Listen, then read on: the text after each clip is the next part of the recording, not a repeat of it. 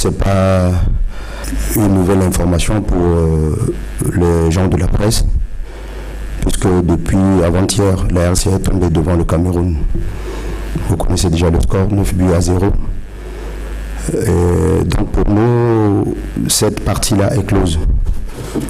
Nous avons 2 matchs devant nous et depuis hier, nous avons fait un entraînement de correction pour permettre à nos poulains de rectifier tout ce que nous avons fait comme devoir devant les lionceaux et devoir devant. Comme chaque homme, lorsqu'il tombe, ils doivent se relever. Et je pense que toute l'équipe, c'est-à-dire le staff et les joueurs eux-mêmes, ils ont eu la conscience. Et on a travaillé beaucoup sur ce qui n'a pas marché pendant la rencontre. Comme la fois dernière, vous avez posé la question pourquoi en première mi-temps nous n'avons pas joué et en seconde mi-temps l'équipe a essayé de faire quelque chose. Vous avez vu, et on était mis sur ce qu'on avait joué pendant les 45 minutes pour compléter ce qui n'a pas marché à la première mi-temps pour aborder le match de la RDC. Donc pour nous, c'est la demi-finale. Et je pense que la demi-finale est plus importante que la finale. Parce qu'en finale, tu vas avoir un cadeau, soit tu es gagnant ou tu es perdant, tu vas recevoir quelque chose. Mais gagner la demi-finale, ce n'est pas une chose facile. Donc pour toute l'équipe, c'est une demi-finale. Donc obligatoirement, nous devons faire de notre possible pour avoir les 3 points et espérons négocier le dernier match contre le Gabon pour se qualifier. On ne joue pas en aller et retour. Si c'est en aller et retour, on va d'abord pris en compte ce que tu avais donné comme question. Donc on joue en aller simple. Donc c'est le résultat équipe par équipe qui compte. Donc contre le Cameroun, c'est vrai, nous avons perdu, mais ils ont les 3 points.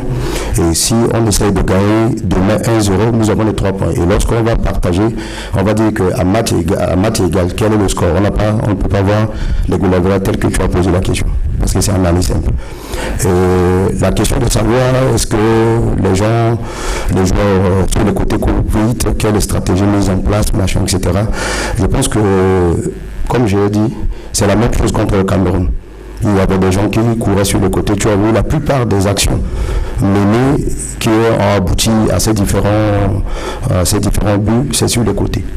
Et nous avons fait hier, comme j'ai dit, un entraînement de correction pour essayer d'enrayer. Parce que si les milieux de terrain n'ont pas les ballons, bien évidemment, les attaquants, même s'ils courent, ils n'ont pas le ballon, donc ils vont pas avoir l'appétit. Donc il fallait que nécessairement commencer à mettre le boucher double. Parce que la première défense commence depuis l'attaque, donc il faut que les attaquants puissent revenir à leur niveau, à un autre niveau pour essayer de mettre la pression collective dans le temps de passe.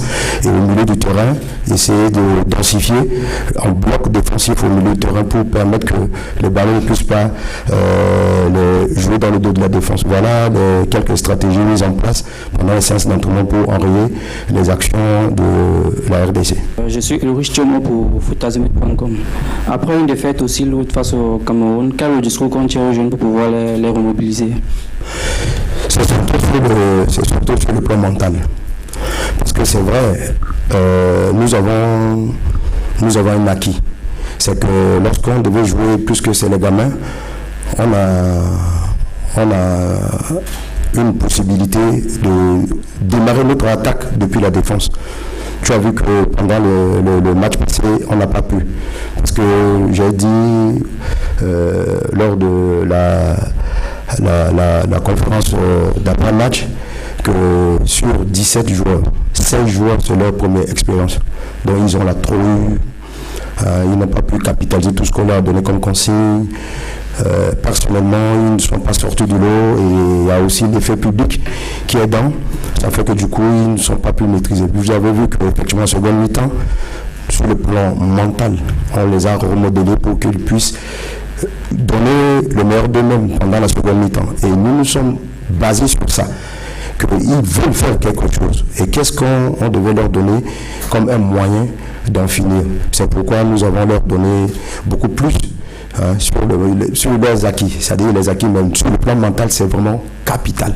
Sur le plan mental, c'est le message que nous avons dit à ces enfants. Et ils se sont reconnus dedans.